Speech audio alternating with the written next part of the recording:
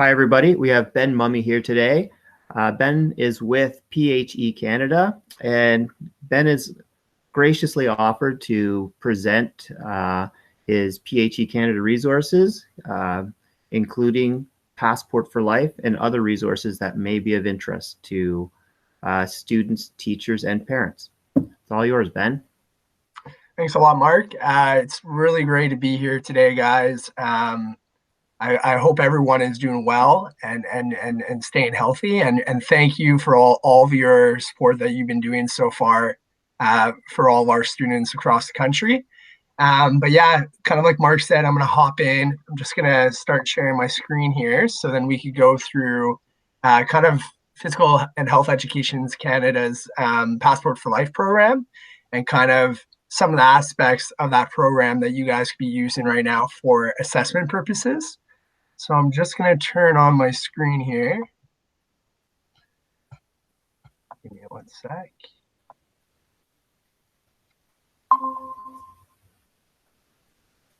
There we go. Are you able to see now my screen? Yes, I can. Awesome. So Passport for Life, some of you may know it, some of you may not know it, but essentially it's an assessment tool that was created for educators as well as students to be able to assess as well as be more aware of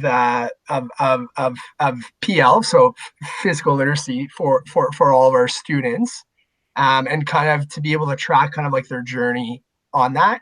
So if you kind of just scroll down here, in Passport for Life, there's kind of four areas that it focuses on. You have the active participation, you have the living skills, you have the fitness skills, and you have the movement skills. So those are kind of the four areas that the program focuses on. And something that's common between the active participation and the living skills is when I go in later into like the teacher dashboard, for those two assessments, students can actually do at home because it's online questionnaires where I'm gonna show you guys pretty shortly afterwards, but online questionnaires where there's a list of questions that they're gonna ask or sorry, answer. And then the other two aspects is usually the fitness skills and the movement skills. And that's going to be a little bit trickier depending on, if parents are going to be assisting at home. But essentially, when I go through those after, those are usually done by the physical educator in kind of a classroom setting at school. So I will be diving into that a little bit more. Let me now actually go to the teacher dashboard. So to kind of show you, after you create your account, this would be like the whole teacher dashboard. So most of it is kind of self-explanatory. Like you have like the teacher's guide where it kind of goes through the whole Passport for Life program and all the assessments, everything there. Then there's a section on physical literacy, so just kind of going through some research as well as going through every kind of aspect of why it's important for our students. Then you have printable guides as well. But yeah, the main focus is if I scroll down, there's an example here of one test class, which usually like the name here would be your school or your classroom name. Then it has the amount of the students when it's created. But as I was kind of saying before, you have four areas of focus. So you have the active participation, you have the fitness skills, you have the living skills, and you have the movement skills. So you'll see here that in this classroom, it's focused on grades 4 and 6. So if you were a grade 4 to 6 teacher, that's obviously the age category that you'd be picking. So just to give you an example, if we were to look at the recording form that a student would fill out. So if we go here, record for the active participation, they would have a list of questions here. So if you go down, for example, for team sports, activities, they have a couple of questions of, for example, for the first one, how often do you do a team sport activity at your school, not including physical education class? So the student would go down and kind of click all these answers. But if you look up here, the sometimes, the most of the time, and all of the time, there's kind of a time frame of how many times a week they're kind of doing that within a season. So that's kind of like the guideline for them. But then afterwards, you'll see that it's not just sports. It goes into non-team sport activities, dance activities, gymnastic activities, fitness activities, environment afterwards. So then looking at land, snow, water, and ice. So if you see here, really in the active participation questionnaire, the whole main thing is really getting to know what your students is doing, how active have they been, which is really important for you, the educator, but as well as this is a good reflective tool that a student can use as well. So that's kind of like the first one there that I wanted to show. So if we go back to the home page, we go back to our first class here. So if a teacher on their end wanted to kind of see like the summary of all these recording forms, they would simply click summary. And right now, obviously, there's no answers here from our students, but essentially right here, it would break down your whole summary report. And now if I go back home, that was an example with active participation. But then, like I was saying, the living skills is similar. So then another questionnaire that your students could do at that your students could do at home would be the living skills. So if we were to go to recording form right here, you'd see now it's asking questions more here, like the first one. I do at least 60 minutes of physical activity a day in which I am huffing and puffing and feeling warmer. Another example is I feel satisfied with the size and shape of my body. Another example would be I feel that there are many physical activities that I can choose and do. So this, again, if you see here, it's another way, it's another assessment for them to kind of assess on like a living basis, kind of what they are doing and how are they feeling. So that's another one right there, more focused on kind of like the emotional motion side for them. And then we have the fitness skills and then the movement skills. So these ones are typically, if we were to go in here into the recording assessments, let's start off with the fitness skills. You'll see that there's 3 focuses. So we have the balance component, we have the core strength, and we have the endurance component. So you'll see that there's different levels here. There's emerging, there's developing, acquired, and accomplished. So for now, I will be coming back to this, kind of showing how do we categorize these levels. And kind of like I was saying earlier on, this is going to be a little bit more challenging with the fitness skills as well as the movement skills, because some of these activities, you do need some supervision from an educator. But I will get back to this to show. So that was right here showing like kind of how like the students have done. And typically this is the aspect on the students' end that they're not able to fill out, which is why I was saying really the 2 areas that they're able to focus on right now is the active and the living skills. But in terms of fitness skills and movement skills, I will show kind of the activities that they are able to maybe practice for now at home without actually filling it out online, or finding another way that when they get the results, whether it's a parent that's, evaluating them or watching them, that they can maybe send it another way to you, the teacher, and then kind of add it in.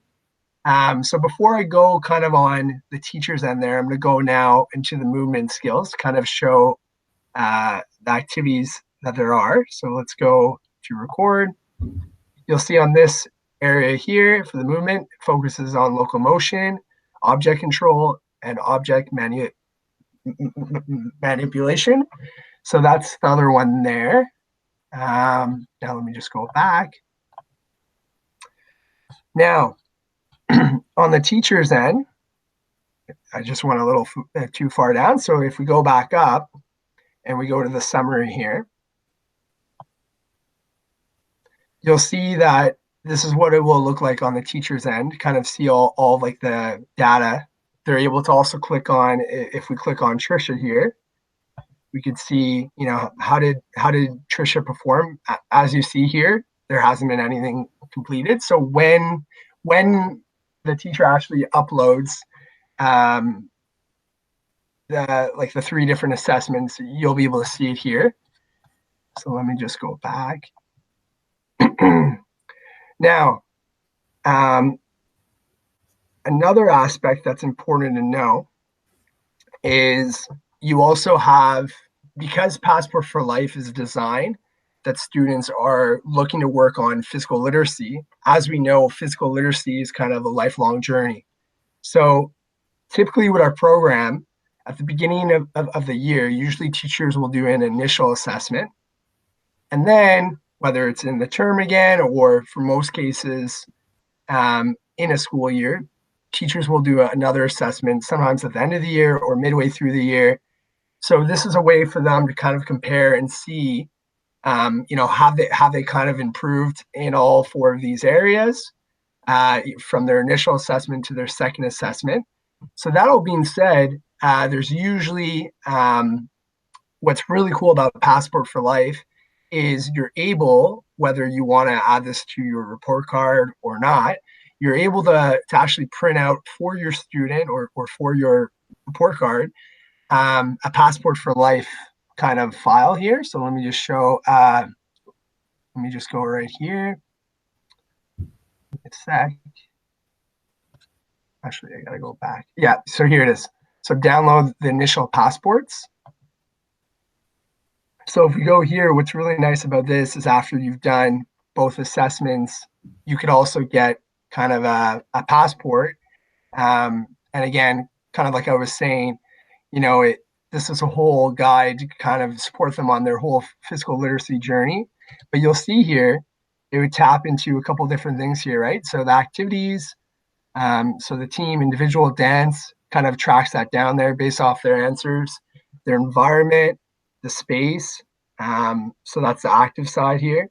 And then right below, it's kind of flipped upside down, but you'll see that you also have like the 3 areas there: developing, acquired, merging. So you'll have all of them there. And then you also have the fitness skills. So it kind of breaks them all down where it prints out a passport. So that's pretty cool because, like I was saying, you could add that to either their own personal assessment or even for you to also include into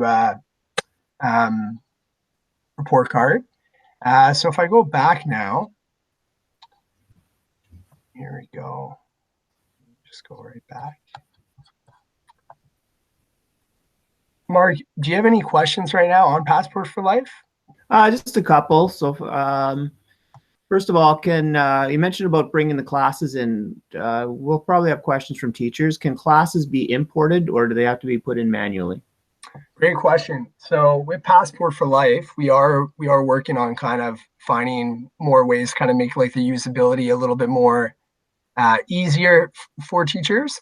But yeah, you're able to export like an Excel sheet of like your student list into Passport for Life. You're also able to manually do it. So when you are creating like your teacher account, like you are able to do that. Yeah. Awesome. That's awesome. That'll be that's more user friendly for teachers. Yeah. Are students sent a link? So when they fill out their forms, how do they fill out these forms? Are they sent a link that they access these forms on? Yeah. So really good question. What actually happens, and I'll kind of give a snippet of it. I don't think I'll dive into all of it, but if we log out of this account right now, okay, so when they're on the original Passport for Life student dashboard, you'll see for the teachers as well as students, they need to create an account. So when the students are creating their account, if I go here, they would fill out all their information, they would create their password.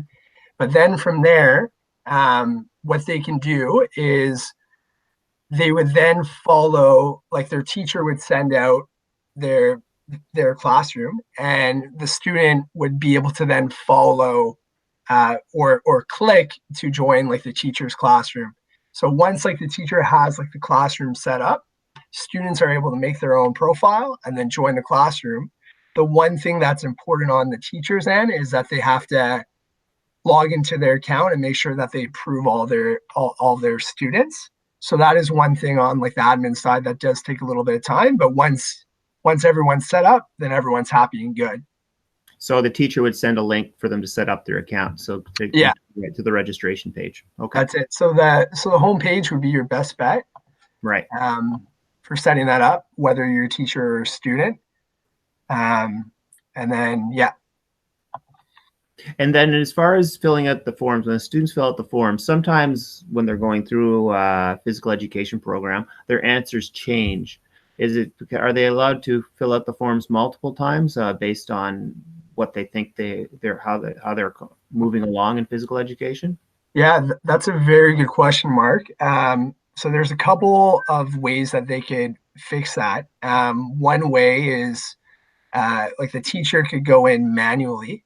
So if we look here, if we were to go, for example, for the fitness skills here, so summary, they're able to go in and click in their self here, right, for all the fitness ones. And kind of, if you would go to view record and then edit, they're able to change it themselves. But in terms of, to answer your question, in terms of for the active and living skills, the students or teachers are able to edit those ones. But for the fitness and movement, it would only be the teachers that could go in. Okay, that makes sense. And before our meeting, you mentioned some upcoming items coming to Passport. Do you have any hints what those might be? Yeah, well, actually, a lot of educators last year that we interviewed, all of them said that they love what's going on right now with Passport for Life. Like they love the assessments, they love how there's the 4 categories. But the main thing that we're trying to do is to save time right now on like the admin side for the physical educator, because usually, in a whole year, you have so many things that you're doing with your students. And so something that we're trying to do now is, it's a lot of time usually, setting up these accounts, having your classroom, accepting your students, uploading data, all that stuff. Right now, because we're in a different time where, students are learning from home as well as teachers are teaching from home, this is probably the best time for teachers and students to be using Passport for Life, besides maybe like the teacher being around for the fitness skills and like the movement skills. It is a really good time right now for both the students and teachers to be utilizing this, because it is all online based. That's awesome. That's awesome. Yeah. So that's a very good overview of Passport for Life. Are there any other programs you'd like to present to us, just with the last little bit we have remaining?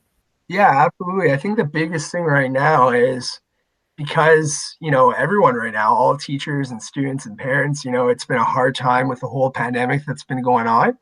PHE Canada, I'm actually going to bring you guys here. We've just come out last week, for those of you who saw it or maybe didn't see it, with the PHE Home Learning Center. So when you go here, what's really neat right now is we've broken it down to 3 different categories. There's the physical education activities, the healthy eating activities, and the emotional well-being activities.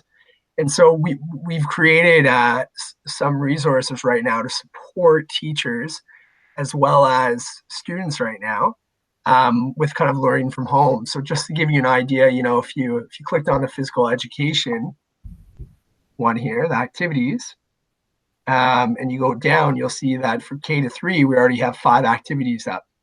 Same thing with grades 4 to 6. Same thing with 7 to 12. And so what's really neat about this is some of these activities are from some of our actual Physical Health Education Canada resources. So at My Best, Passport for Life, Ready, Check, Go, Guide to Ride, Active Living After School. And some of them as well are actually new activities that we've been creating like the last couple of weeks, our whole programs team. So that's one area right there, the physical education activities. And actually, you know what? I should probably click on one just so you guys have an idea. So if we go here to corner ball, it opens up here. It's literally an activity straight out forward here. It's simple. It's a one pager. Tells you all the materials you need, the learning outcome, and kind of what your student will be working on. So that's one example right there. But now if we go back, other activities that have been really great right now that a lot of teachers have been looking is the healthy eating. So if we go here, here's another one where again, we have 5 for each grade level. So that's definitely another area right now that I would really recommend to teachers to check out and to also pass it on too. Like if there are other teachers that you know right now that kind of need some support, this is definitely a good area. So again, when you go to the emotional well-being, you'll see again we have 5 each. So that's something big right now that I think we are really proud of, and we are really happy that we have been able to help kind of serve like the whole PHE community right now. And then the last thing too is we are also inviting any teachers right now across Canada to really support, again, our teachers across the country, as well as students and parents to submit if they have any ideas of, physical education activities or emotional well-being activities or healthy eating activities. We are actually in the process right now too of collecting videos that we are going to be sharing.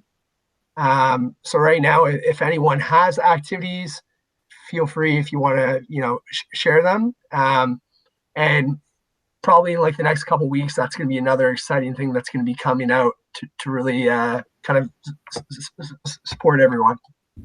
Great. So people that are contributing videos will be able to see other people's videos as well then for ideas. That's it. So it's going to be shared. I think the plan is once we get all the videos, we're going to be adding them to YouTube, making some cuts and all that. But yeah, through our website or through our YouTube channel, like you'll also be able to access that as well. That's awesome. Awesome. I love the sharing. Well, what I'm going to do is, I'm the physical literacy coach for the OCDSB. So what I'm going to do is I'm just going to just a reminder for people, if they'd like any information on this program from me, my email is mark.hooper@ocdsb.ca. And actually, I spelled that wrong. And I also, I'm posting daily on Twitter, different physical activities, ideas. So it's Hoop Physlit is my Twitter handle. And Ben, if people have other questions about PHE Canada, would they be able to contact you? Absolutely. So if they have any questions about Passport for Life, or if they have any questions about even right now, like our PH at Home videos, as well as activities, they could easily send me email at benmummy@phecanada.ca. So to spell it out, it'd be BEN and then MUMME. Yep. At phecanada.ca. Perfect. So I have that in the chat box for people.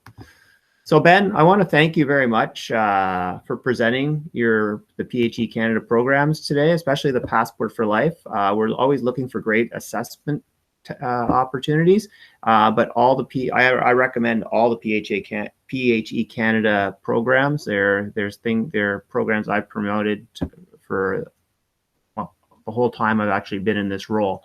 And the cool thing about you guys is that you're local. So you're based in Ottawa, and so you're great source of physical education resources that teachers can acquire.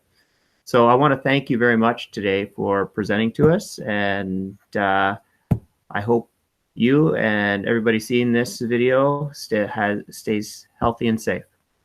Thank you so much, Mark. Great to be here, and good luck, everyone. Stay safe. All right. Thank you, Ben.